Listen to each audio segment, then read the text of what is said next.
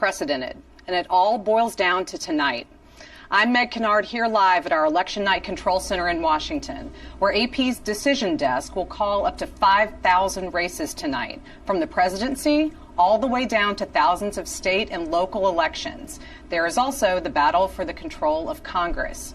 We have AP reporters on the ground in all 50 states, and our control room is monitoring feeds from our 40 live cameras across the country, providing you with continuous coverage throughout this evening.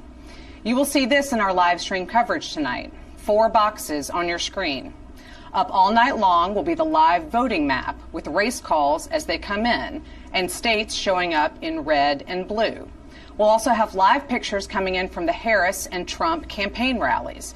And there will also be various live pictures from our cameras across the country.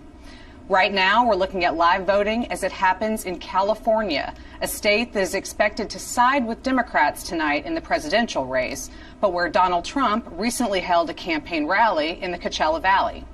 We also have a live look from the East Coast at Florida, which has been a battleground state in the past, but now is considered in the Republican win column for the presidential election. Polls are still open for a few hours, but we already have some insights as to how voters are feeling. That's thanks to AP Votecast, our expansive survey of voters and non-voters that aims to tell the story behind election results in America, why the winners won, and the issues that voters care about. This is our first chance tonight to see what voters are thinking as their votes are soon to be counted. Joining me now is Ashley Kertzinger of KFF, one of AP's partners on this election night. Ashley, thank you so much for being here. Happy to be here. So let's talk a little bit about some of the most important issues to voters. What are we seeing in the AP Votecast data that they're saying is most important as they cast their votes? Yeah, we're doing our first look at the data in AP Votecast. As you mentioned, it's a survey of over 110,000 voters nationwide, wow. And the economy is looming largest for voters.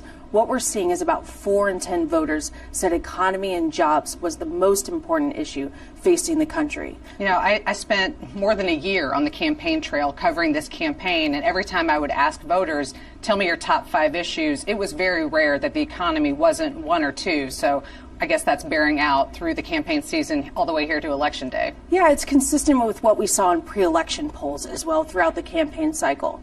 So after the economy, we see immigration as the second issue. So about 2 in 10 voters said immigration was the most important issue. And that's followed by abortion, with about 1 in 10 voters saying abortion is the most important issue facing the country. Definitely some interesting through lines to see, even through the primary season and general election campaign, that those issues seem to have remained top of mind for a lot of those voters. Absolutely. And when we ask people about the nation's economy, I think it's interesting that 3 times the share of voters say that the economy is poor than say it is excellent. So it's really resonating heavily with voters.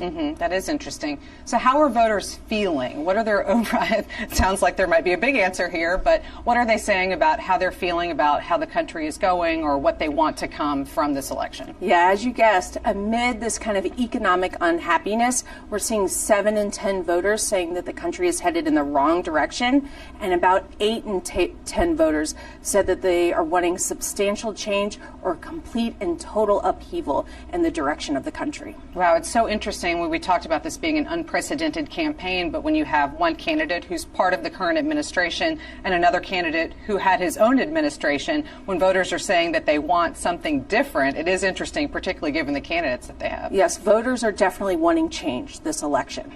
Thank you so much. We will hear a lot more from AP Votecast and from your insights. So we'll be back with you for more information from Votecast later, but we'll come back in just a moment to talk about what to watch for tonight as polls begin to close and votes are counted.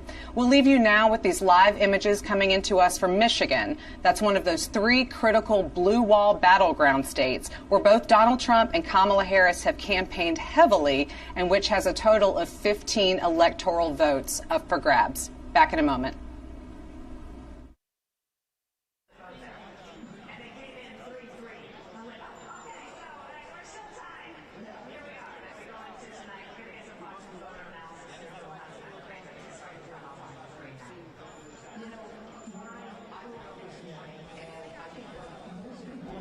The first thing we felt like was the election.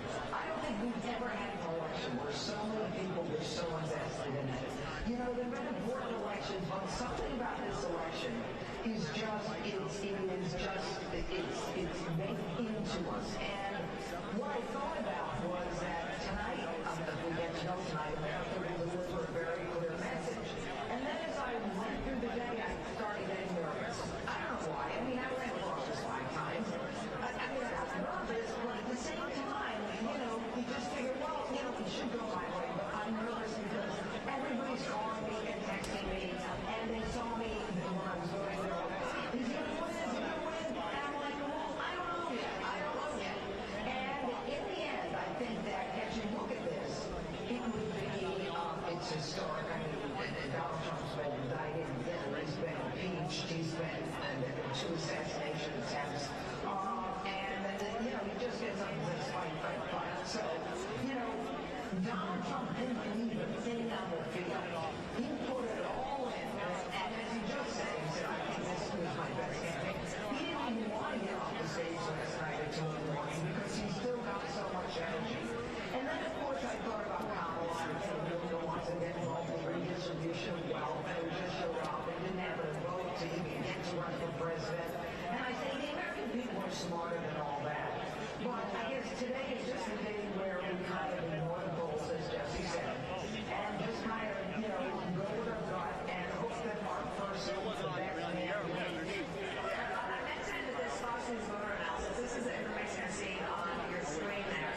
And this is a big effort that we do in conjunction with the Associated Press Review. I think they go out to 100,000 voters and they ask them what is important to your votes. And that's showing up on your screen right now. And Sam Smith's going to take us through that in a little bit. But before we do that, of course, we've got to get to Harold and then Frank Harold. So, good to be back with everybody. I hope everybody voted.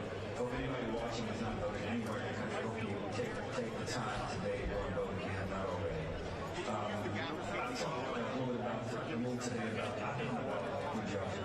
And to me, this is Christmas Day. It's a culmination of all the hard work you and I, other candidates, thousands of candidates throughout our history, if not millions, and certainly those who live out today. So I wish you nothing but the best when you win or lose. I hope everyone has a right move about that. I think as we come to this final day and you come in, you realize that the commentating is